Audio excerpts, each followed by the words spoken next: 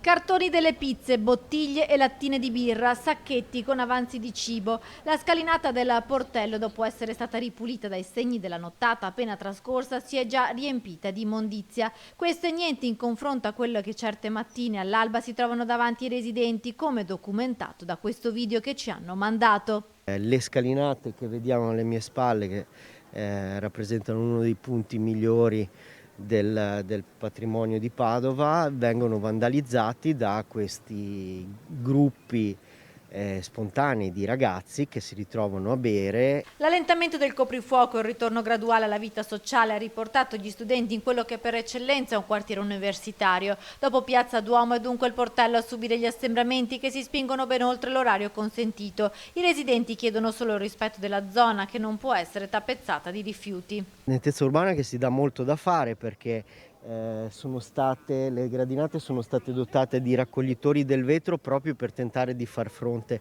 al problema della spazzatura. Il problema, oltre che quello della spazzatura, è quello del vandalismo. Ripeto, siamo abbastanza preoccupati, parlo da padre di un bimbo molto piccolo, dell'utilizzo della zona antistante alle gradinate per la presenza di vetri rotti. I cassonetti per vetro e plastica ci sono, ma a fine serata sugli scalini rimangono i resti delle bevute. I residenti non contestano tanto la movida, ma la maleducazione dei giovani che non rispettano un luogo storico recentemente restaurato. I livelli di tolleranza si sono alzati molto da parte dei residenti, mi esprimo da uno di questi, non sono più tollerabili però quando appunto inizia a esserci del pericolo